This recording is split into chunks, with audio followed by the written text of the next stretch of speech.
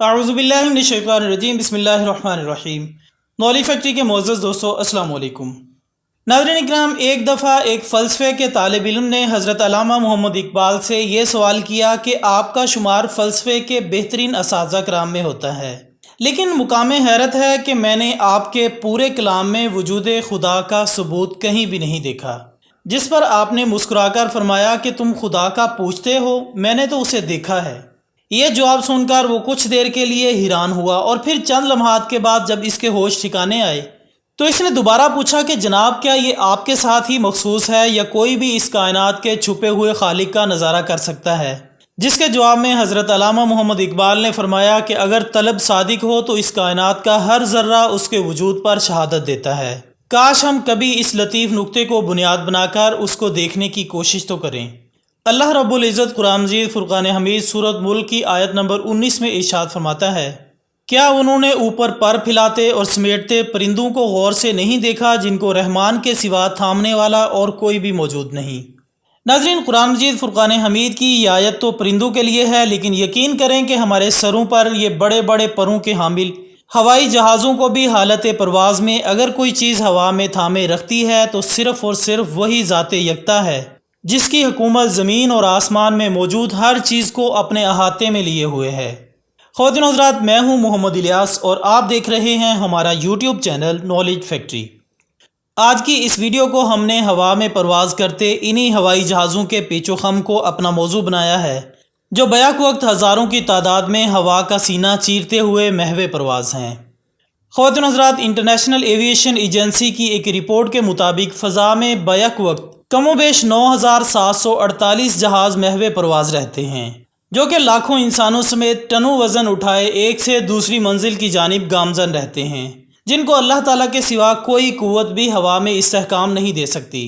اگرچہ نئی دنیا کے بعض اسیر یہ گمان رکھتے ہیں کہ نہیں، اس کو تھامنے میں اسی سائنسی ٹیکنیک کا کردار سب سے اہم ہوتا ہے جو کہ اس جہاز کو چلانے میں مدد فراہم کرتی ہے،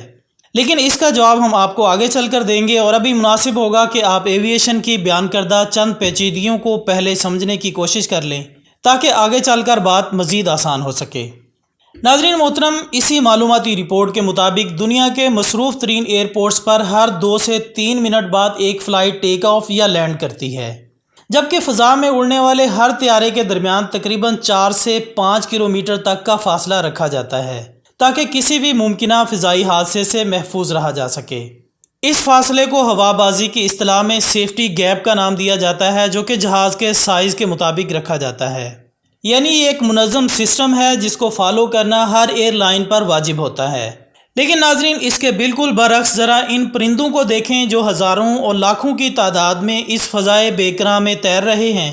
جبکہ ان میں سے بہت سی نسلیں ایک جھنڈ کی صورت میں پرواز کرتی ہیں جن میں برائے نام ہی فاصلہ ہوتا ہے، لیکن حیرت ہے وہ کبھی بھی آپس میں نہیں ٹکراتے، بلکہ انہی میں کچھ پرندے ایسے بھی ہیں جو موسمی تقاضوں کے پیش نظر ہزاروں میل کا سفر طے کر کے ایک ملک سے دوسرے ملک تک کا سفر کرتے ہیں۔ اور یہاں آپ کی دلچسپی اور معلومات میں اضافے کے لیے ذکر کرتے چلیں کہ کون سا پرندہ بغیر رکے کتنا زیادہ طویل سفر طے کرنے کی صلاحیت رکھتا ہے۔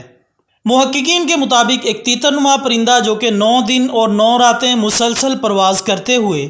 11,500 میل کا فاصلہ طے کر کے الاسکا سے نیوزی لینڈ پہنچتا ہے۔ اس پرندے کے کمزور پروں کو اگر دیکھا جائے تو اس کے ایک پر کی لمبائی بمشکل 6 انچ تک بنتی ہے،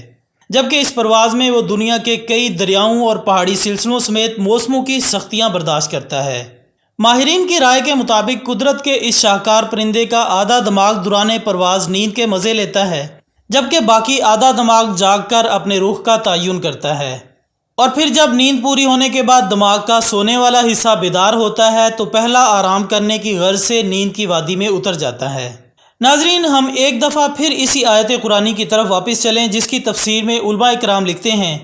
کہ یہ مت گمان کرو کہ ان پرندوں کو ان کے پر ہوا میں تھامے رکھتے ہیں، بلکہ یہ اللہ کا فضل ہے جو مسلسل ان کی حفاظت کرتا ہے۔ اسی طرح ہزاروں ٹن وزن کے حامل یہ ہوائی جہاز، جن کے بارے میں ماہرین کی رائے ہے کہ وہ سائنسی ٹیکنیک کی بنیاد پر ہوا میں اڑتے ہیں، گو اگر بحث کو موضوع بنا لیا جائے تو ہر چند یہ تسلیم کرنا پڑے گا کہ سائنس کا علم بھی بلا شبہ ان کے اڑنے میں معاون ہوتا ہے، لیکن اس کے باوجود تاریخ ایسے واقعات سے بھری پڑی ہے کہ اب تک لاتعداد ہوائی جہاز فضائی حادثات کی نظر ہو چکے ہیں، لیکن اس کے مقابلے میں ہم شاید پرندوں کی دنیا میں ایک مثال بھی ایسی پیش نہ کر سکیں جس میں دو پرندے باہم انتہائی کم فاصلہ ہونے کے باوجود آپس میں ٹکرا کر کسی حادثے کا شکار ہو گئے ہوں۔ ناظرین، یہ اللہ کی وہ نشانیاں ہیں جن کو دیکھنے کے لیے تقویٰ کا ہونا شرط اولین ہے، بصورت دیگر اعتراضات کی اپنی ایک الگ دنیا ہے۔ مثال کے طور پر ایک صاحب نے سوال کیا کہ اللہ تعالیٰ کا ارشاد گرامی ہے کہ میں ہی جانتا ہوں کہ ماں کے پیٹ میں پلنے والا بچہ ہے یا بچی، اور یہ آیت بلا شبہ اللہ تعالیٰ کے عالم الغیب ہونے پر دلالت کرتی ہے۔ لیکن معترض کا سوال تھا کہ اگر یہ خوبی اللہ کے ساتھ ہی مخصوص ہے تو پھر سائنس کس طرح اس قسم کا دعویٰ کر سکتی ہے؟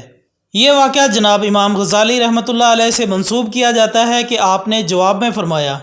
کہ اے سوال کرنے والے، اگر تو اس دیوار کے پیچھے کھڑا ہو جائے مگر مجھے اس کا علم نہ ہو، اور کوئی مجھ سے سوال کرے کہ اس دیوار کے پیچھے کون ہے، تو ظاہر ہے جواب کی دو ہی صورتیں ممکن ہو سکتی ہیں۔ پہلی صورت تو یہ کہ میں اس کے سامنے لا علمی کا اظہار کر دوں چونکہ میں دیوار کے اس پار دیکھنے کی صلاحیت نہیں رکھتا، اور دوسری صورت میں لازم ہے کہ میں پہلے اس دیوار کے پیچھے جا کر تمہیں دیکھوں اور اس کے بعد اس کو بتاؤں کہ اس کے پیچھے جناب کھڑے ہیں،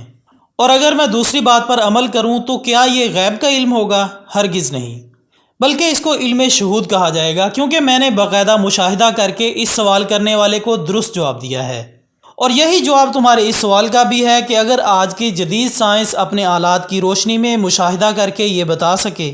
کہ ماں کے پیٹ میں پلنے والا بچہ ہے یا بچی، تو یہ ہرگز علم غیب کے زمرے میں نہیں آتا، بلکہ اس کو بھی علم شہود سے ہی موسوم کیا جائے گا۔ اور جہاں تک خدا کا تعلق ہے، وہ نہ صرف اس کی جنس کے بارے میں جانتا ہے بلکہ وہ تو اس بات سے بھی باخبر ہے کہ اس نئی روح کی دنیا کی زندگی کتنی اور کیسی رہے گی۔ اور آخر میں ہماری دعا ہے کہ اللہ رب العزت ہمیں اپنی جا بجا بکھری ہوئی نشانیوں کو دیکھنے اور ان کو سمجھنے کی توفیق عطا فرمائے۔ اسی دعا کے ساتھ ہماری آج کی اس ویڈیو کا اختتام ہوتا ہے۔ ہم امید کرتے ہیں کہ آپ کو یہ ویڈیو بے حد پسند آئی ہوگی۔ اس ویڈیو کو اپنے سوشل میڈیا اکاؤنٹس پر زیادہ سے زیادہ شیئر کر کے ہماری حوصلہ افزائی کریں اور کمنٹس کی صورت میں اپنی رائے بھی دیتے رہا کریں۔ ہماری اگلی ویڈیو آنے تک اپنا، دوستوں، رشتہ داروں اور گرد و نواح کے تمام لوگوں کا بہت خیال رکھیے گا۔ اللہ حافظ۔